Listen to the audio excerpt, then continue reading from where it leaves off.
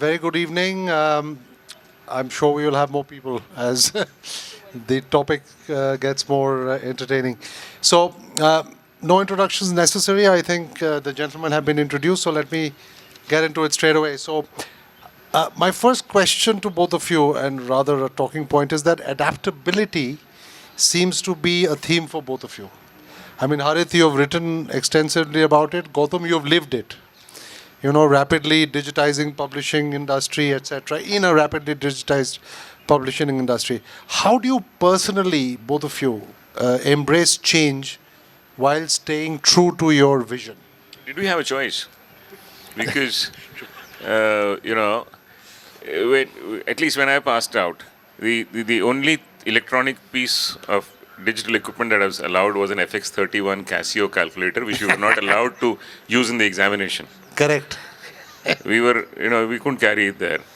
And then over the years, the internet happened, and email happened, and personal computers happened, and then laptops happened, and now we have AI. And in between, there was so much mobile phones, and you name it. And we dinosaurs or fossils wouldn't have survived if we hadn't adapted to each one of them. True that. True that. Gautam? Totally agree with Harit. I think he's actually answered the question.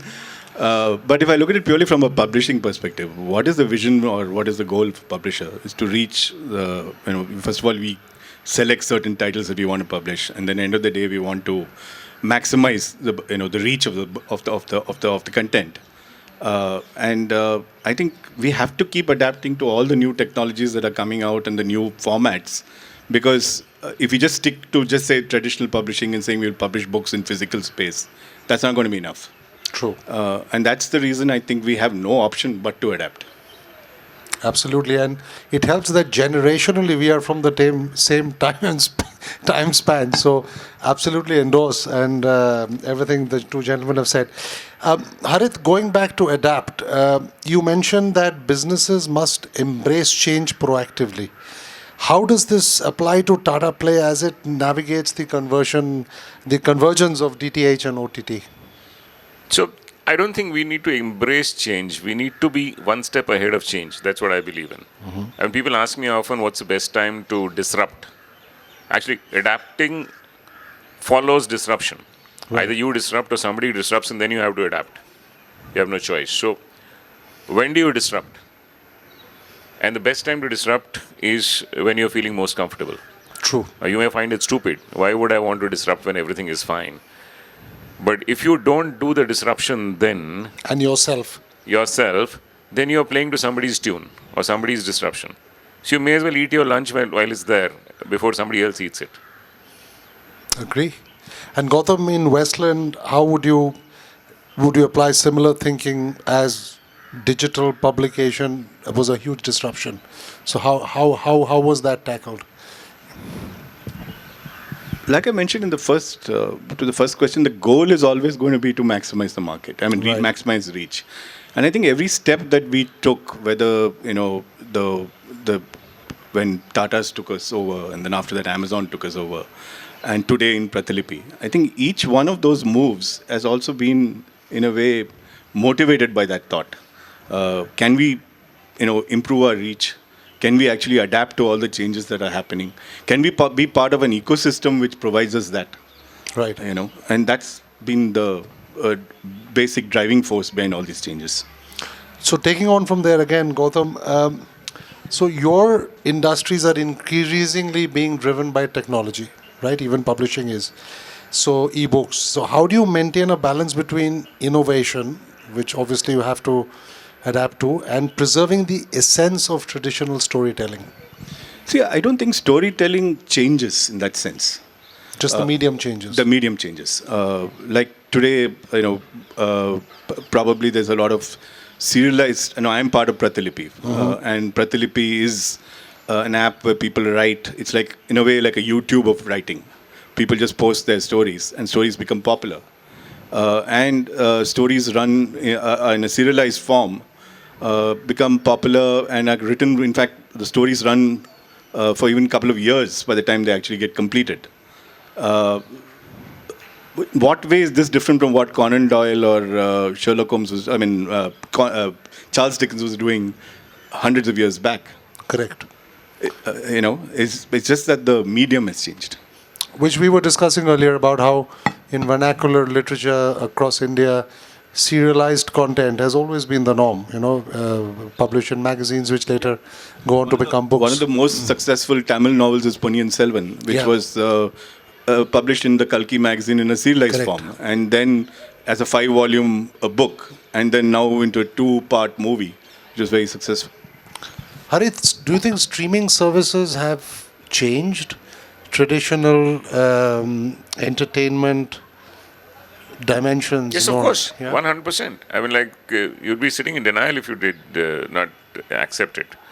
And which is why about 5 years ago we said, okay, what business are we in? Like, the newspaper business was not the business of paper, it was a business of news. Similarly, we were in the business of content distribution. Whatever the customer is watching, whatever medium the customer is watching it on, we have to be aggregating and distributing for that medium. So which is why we said, okay, till now we were aggregators of television channels, live television channels. And what was the job we were doing? We were making commercial transaction easy for the customer, and we were making content discovery easy for the customer. So of the 600 channels he subscribed to, if he wants to watch Tamil drama in the evening, then he has to press 3 buttons on his remote and 4 seconds before he reaches the destination. And we said, if there are going to be 35 apps in this country, and each of the apps is not just transmitting one program at a point in time. There are millions of pieces of content out there. How will you navigate through this? And you see that today. And most families spend half their evening deciding what to watch. Yeah, that's true. From app to app to app to app to app, and by the time they're so tired, they say, "Chalo, आधा घंटा देख लेते हैं."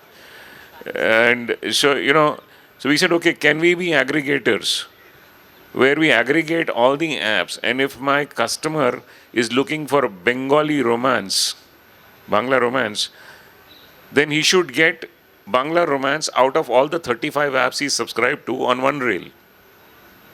And that's what we produced about 4 years ago. It is called Binge. And it's also selling. So that's the format of the future. But we got into it 4 years ago. And how are you responding to the current situation where the audience themselves become content creators? So you have people on Insta, on TikTok, on YouTube, and there's some very compelling material out there. Sure, of course. That was always there.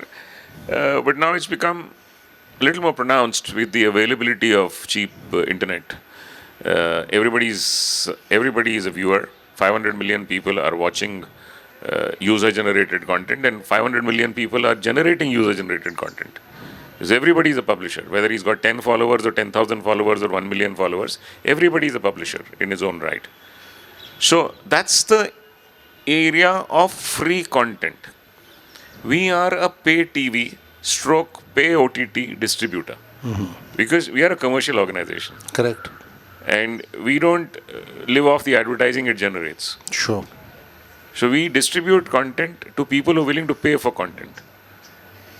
And therefore, we are in that domain, which is a smaller portion of in numbers, a smaller portion of the total content distribution business. But in terms of money, it is about 80% of the total content distribution revenue. But do you have stats now which tell you how paid content is faring vis-a-vis free? The numbers are very simple. Numbers are very clear. I mean, 36,000 crores is the subscription revenue of pay TV. 25,000 crores is the advertising revenue of pay TV. Add the two up, it's about 70,000 crores roughly in that region. Compared to that, the entire advertising revenue of a YouTube would be between 10 and 15,000 crores. So which is why I said almost 70% of revenue generation of the content industry happens through pay TV. While the eyeballs may be more that side, but its ability to monetize that side is not as much as this side. Gautam, similarly, I mean, self-publication is a big thing, has been for some time now, and it's becoming easier and easier. I mean, I can sit at home and drum out a book on my laptop, literally, and put it out there as well. How do you think that is changing the landscape? Is it a threat? Is it something that is still too insignificant to consider? It's not insignificant at all. I think it's. I think I was recently looking at some statistics. I think it accounts for about probably, if you take the U.S. market alone, about 25% of the U.S. market is now. It's a high number. Self-publishing. I think even in India, if it actually, I don't know, I don't think there are enough statistics to support it. But I know the number of titles that come out in a month in self-publishing would probably be much larger than all the publishing, the so-called traditional publishing would be bringing out in a single month. Again, coming back to the Pratilipi experience, because this happens on our app and I'm part of it, it is actually helping authors earn money. I mean, they're like about, last month, for instance, about 33 authors earned about $1 lakh a month from just the app.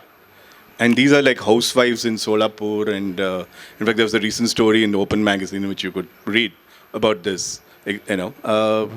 So I think it's just democratizing the whole process. Absolutely. And I think it's only good for publishing, because at the end of the day, we as these gatekeepers can only identify a certain set of titles. Sure. But there are probably so many writers, and there's so many writers who have come the self-published route and then succeeded elsewhere. I mean, I think the classic example of the 50 Shades of Grey series, which was first self-published and first fan fiction, which then was identified by a editor later in Random Houses, and then taken on. So it's always also going to. I think today we might discover a book somewhere in self-publishing to publish tomorrow in a traditional way.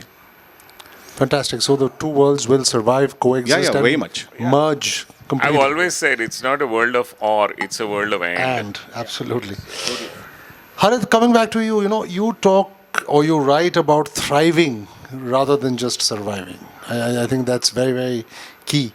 So can you share an example from your experiences at Tata Play where you implemented this philosophy? I would say Tata Play, you look at my book, look at the cover, what does it have? It's got a chameleon. Yeah. What happens to a chameleon? I mean, there's a chameleon hanging around there, probably behind that tent. And it moves from the grass to the brown, and it changes color. Yeah. What for? To blend with the background, not to get killed, just to survive. What do human beings do? I mean, from concrete to penicillin to fire to an aeroplane to the internal combustion engine, you name the disruption that we've created. Correct. Let me not limit myself to the job I do every day, that's very boring.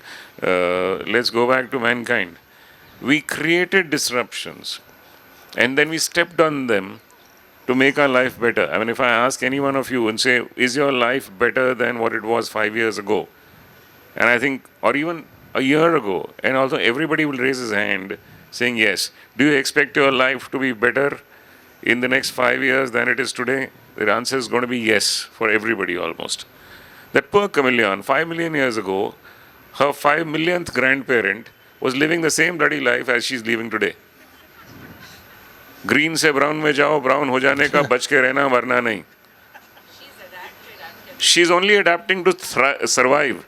Correct. We've adapted to thrive. Correct. And that's the difference. So if a disruption doesn't come from anywhere, we disrupt. God sent, or China sent COVID.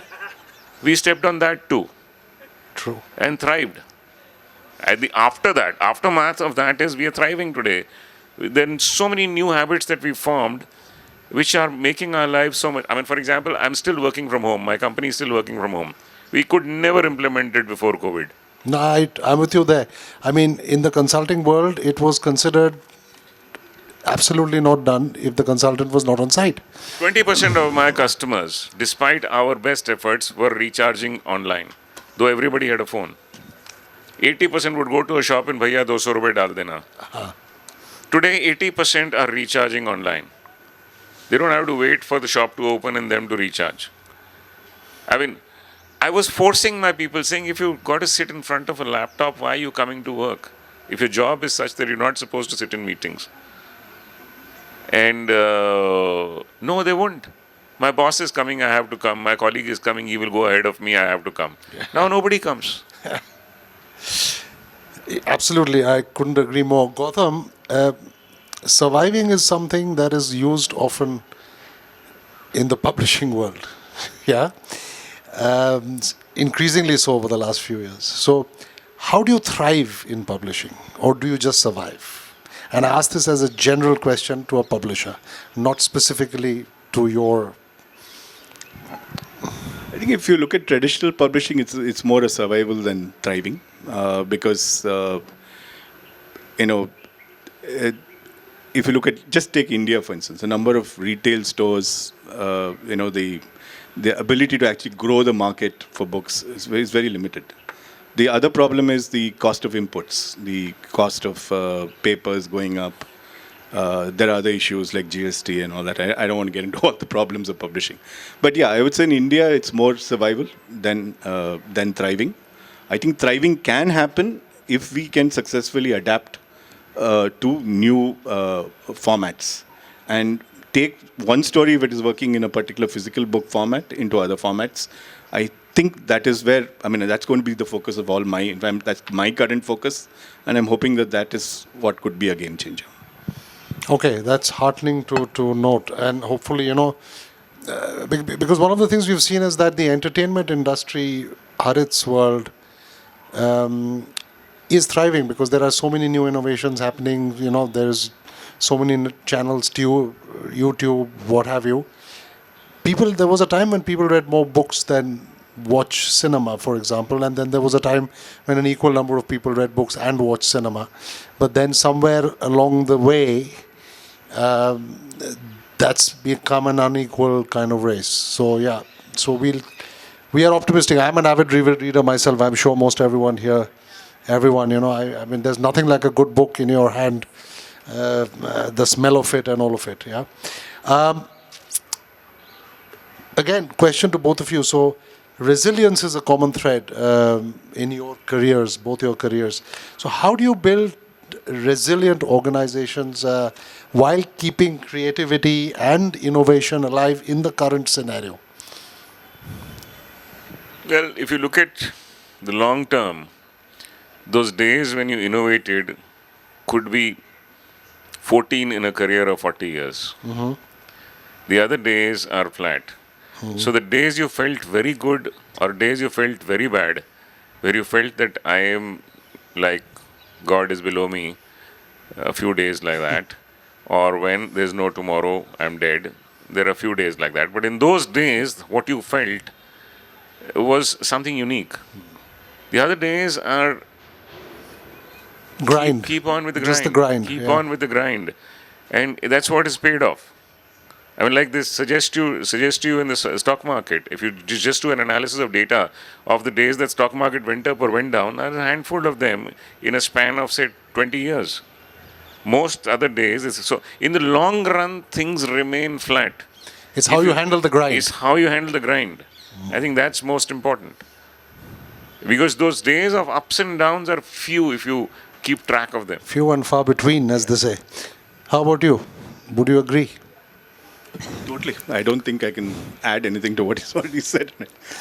Life is, the working life is very much as he described it. Okay, the next question is a bit like a school essay type of question, but I will ask it nevertheless. So, very diverse, very interesting, very dynamic careers. What were the biggest leadership challenges that you faced in your career? If I were to ask you one or maybe two instances. It was essentially, you have a vision of something and you can see tomorrow, whether you were a regional head or a functional head or a national head or a company head at various positions. You knew what you want to build, but translating that, which nobody's seen, to people who are going to deliver that and aligning them to it. I think that's the most difficult, most challenging, and in the end, most rewarding process. Again, I agree with Harit, but what I will add to that, in going from my own personal experience, is the whole having to adapt from, make the transition from a family-run business to a corporate structure. Corporate structure. I mean, we were in with the Tatas for almost a decade, more than a decade, and then from there to go to Amazon, and then now to go to a startup. Each of these changes and managing the transition and settling down and then actually working in that environment and carrying the team with you, I think has been one of the biggest challenges. So it's really the people, because it's end of the day, it's totally. the people who change organizations, who deliver dreams. Exactly as you said. And to top it all, your customers also happen to be people. Yeah, So if absolutely. you don't understand people, Then either the people who deliver or the people who you're consume. delivering to, you don't have a chance. Exactly. Absolutely. Couldn't agree. It's the same in my industry as well, and I've seen it over the years. And banking has gone through its fair share of innovation in this country and all over the world. How have you seen reading habits and preferences shift in the last 10 years, 15 years? Have they shifted? They have, right? So in what direction? Because in India, I see, and I intermittently spend time in India, but what I see at airport bookstores, for example, the shelves 20 years ago were full of thrillers by foreign writers and maybe the odd Chetan Bhagat. But now it's predominantly self-help, spirituality, these kind of books, predominantly. And the other change I have noticed as a reader and a consumer is that it's becoming increasingly difficult to find foreign writers in English displayed at airports. I'm not talking about bookstores. So how has the reading trend changed? See, when I entered I would say publishing came in much later, but I've been a distributor of books for probably 30 odd years. Clearly, it was dominated by international authors. Both the fiction and non-fiction space was completely dominated. We were, in a way, part of the shift. When we started publishing authors like Amish and Rashmi Bansal and many of these authors, Ashwin Sanghi, to actually start seeing Indian writers doing well in spaces like commercial fiction. So that trend has clearly kind of reached, I would say, a sort of a peak at this point of time. Chetan was obviously part of that, not published by us initially, but later. So that's one trend. The other trend that I'm noticing off late is Indian languages. I mean, we as English language publishers tend to really ignore that part of the market. Increasingly, in fact, this last 1 year alone, I've seen at least 3 titles dominate the bestseller list. 2 books in Malayalam and 1 book in Telugu. And they have outsold anything that's been published in English. Then there is we are talking about the traditional publishing space, the physical book. But then there's this other space which is tech dominated, which is, again, I come back to Pratilipi, but there are other companies, for instance, who are doing work in audio space. The numbers are pretty outstanding. And in fact, if you look at the numbers that audio is doing in India, it's some of these companies, the revenue is almost as large as some of our so-called big publishers in this country. So all this is not being captured anywhere. I mean, we have the Nielsen database, which tells us that this is the size of the publishing market. But I think we really don't know the size of the Indian market and what is its potential. It's very interesting. Yeah. The other trend, I think, which I'm noticing is that earlier, when we were talking about international books coming to India, it was always, the English language, so-called city audience that was reading, let's say, all the bestsellers that were published abroad. But with translation, and I think this in a way started with what happened on TV. When you started seeing manga and all that, being the anime being dubbed in other Indian languages. Today, I find that there's a large market. If you go to a Comic-Con and you see the audience there, they're not necessarily an English language audience who's able to actually identify with content that's coming out of Korea and Japan and other countries. So there's clearly a shift there as well. Absolutely. I would agree. Harit, similar evolution in audience preferences and tastes have happened in the home entertainment business, would you say? In the type of content that was consumed 30 years ago, 20 years ago, with exposure and various other factors, how would you say that that I'll has give you an evolved? example. 14 years ago, I remember the day when suddenly there was a huge demand for Discovery Channel in this country. Correct. And I was zapped. I was new to the industry. I joined 15 years ago. So I actually drove down from Delhi to Dehradun to get into the Hindi belt and say, okay, let me see. I mean, they're saying a lot of people are asking for it. Maybe it's the sales guy is overrating something. So I actually went from one village to the second to the third. And I remember this place called Chutmalpur. It's next to Dehradun, on the outskirts of that. And that's where in one village, I suddenly saw one house where there were 3 kids sitting in a house and watching Discovery. And that's when the, the penny dropped for me. Discovery was the first channel in India to dub their product into some 11 languages. And then Tamil became so strong that they actually created a separate Tamil channel.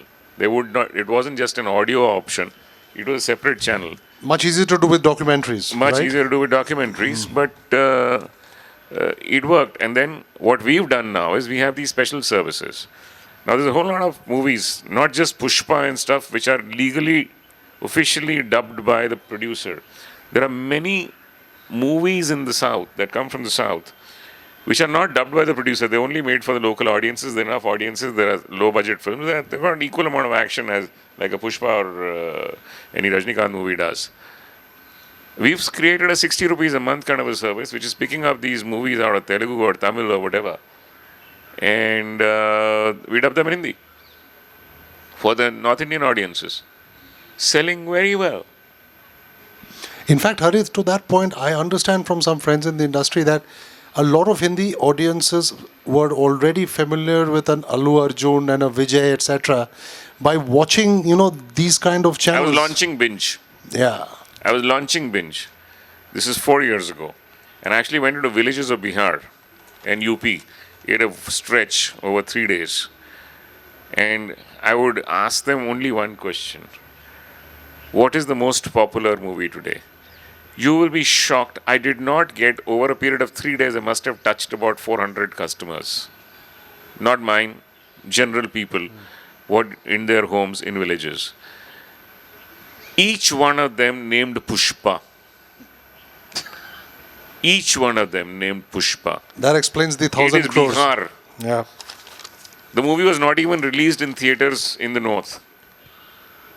Each one of them named Pushpa. That's how it is. Content travels. Good content really. Content, I won't say good or bad, but content that people want to watch travels in whatever format.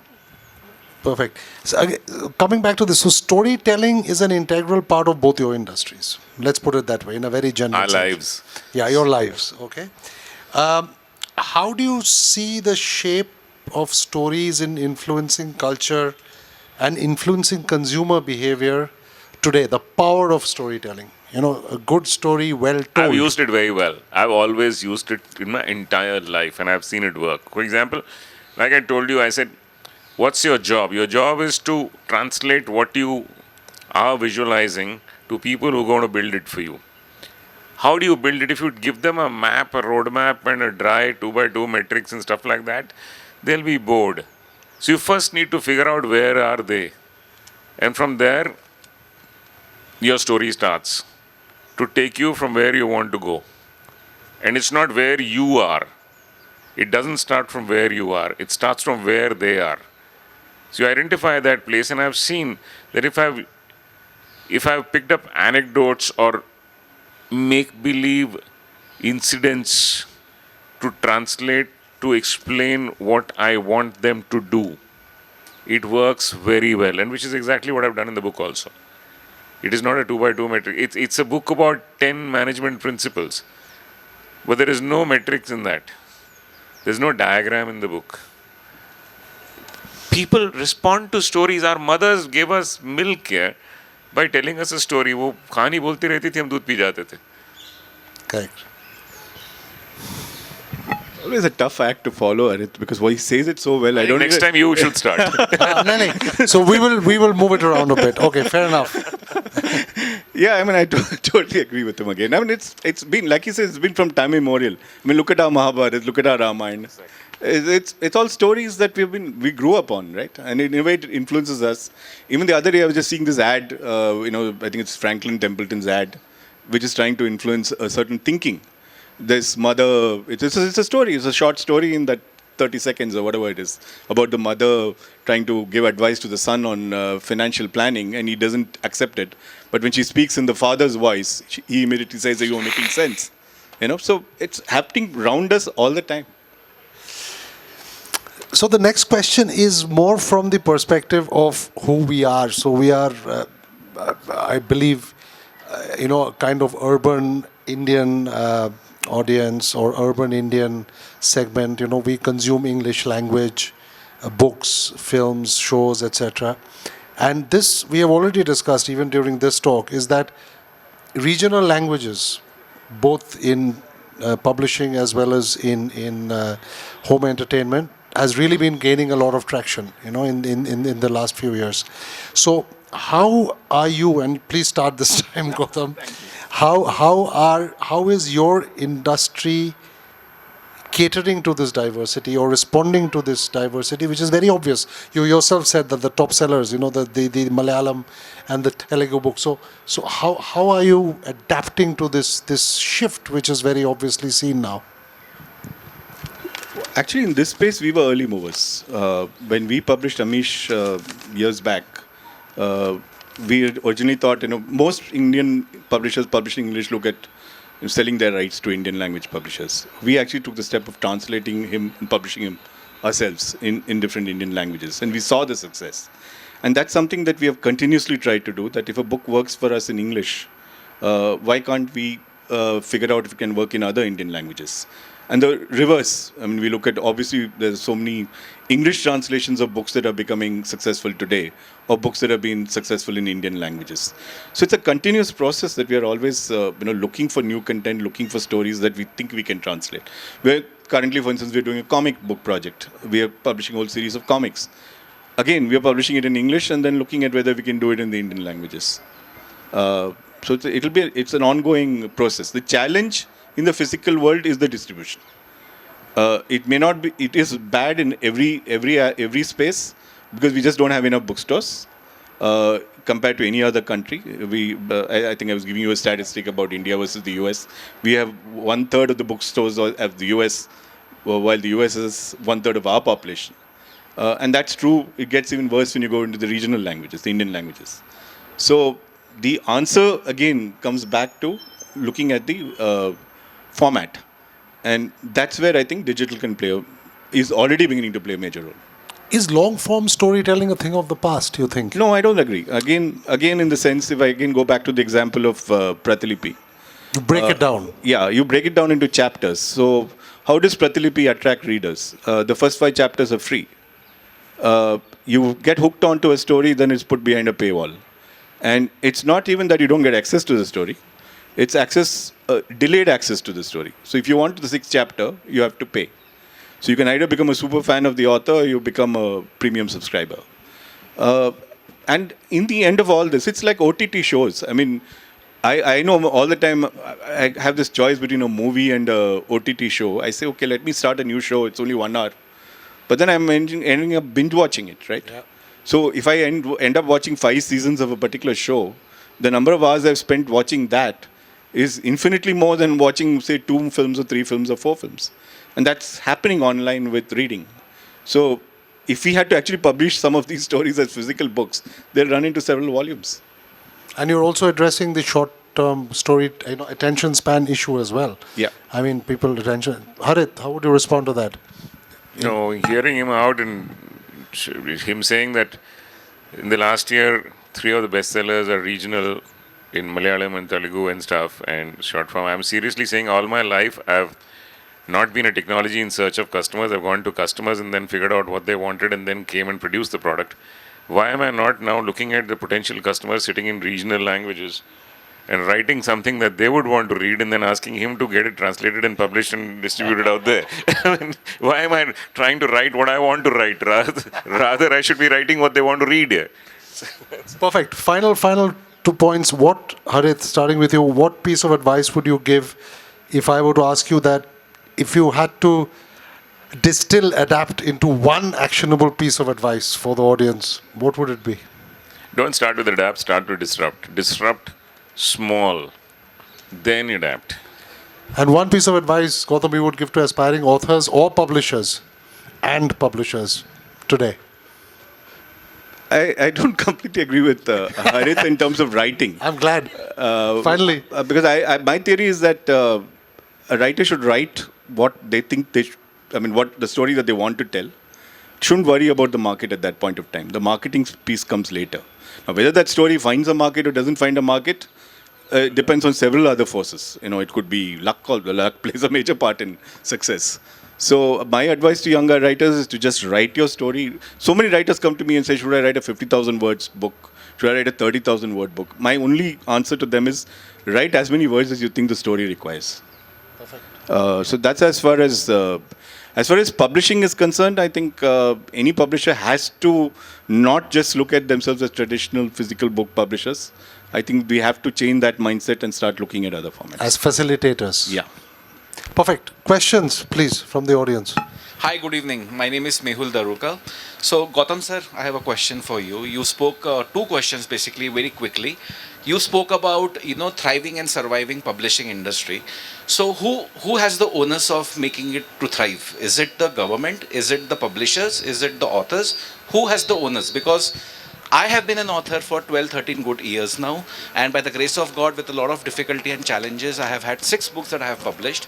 But there is a constant, pressure on us from the publisher to sell and to market and to do stuff. And there is only a monopolistic bookstore chain that exists. There are none other.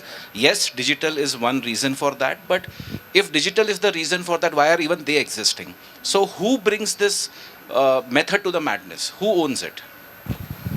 First of all, I wouldn't go to the government. Thanks.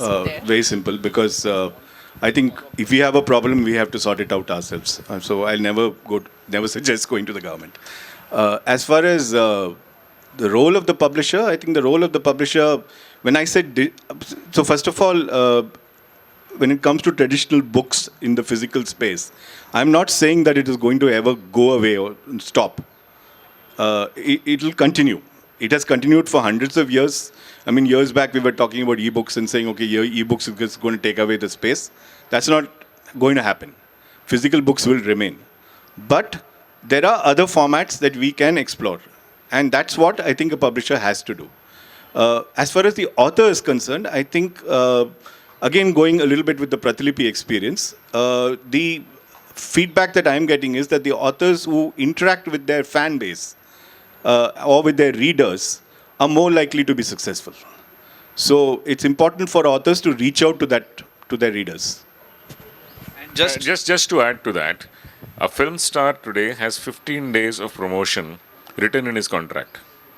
So he probably shoots for 15 days for a movie, but he has to go around various places and promote the film, including Kapil Sharma. So we shouldn't be complaining. Sir, very quick question again. So you spoke also about the regional languages and stuff like that. So one of my books did really very well, and I had a lot of readers requesting to publish it in regional languages. So I had succeeded in publishing it in Marathi, but unfortunately, with a whole lot of research and trying to reach out to publishers for other languages, there were 2 challenges that I faced. One is most publishers, well-known or little-known, did not have regional languages section with them. Second challenge that I faced, the ones who had, they took ages to revert, and sometimes you just lose hope, you lose that follow-up thing, and you give up. So if regional languages is such a big thing, why this kind of treatment? Why aren't there such good houses or platforms to encourage regional language publishing? I don't know how to answer that one.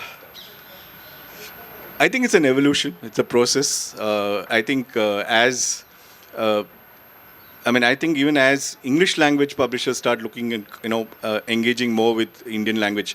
I mean, look at film production. It was always at one time, it was just these bunch of names that you had in Bombay. But then there's an element of corporatization coming in there. Larger companies are coming in and saying, okay, now we're going to invest in films.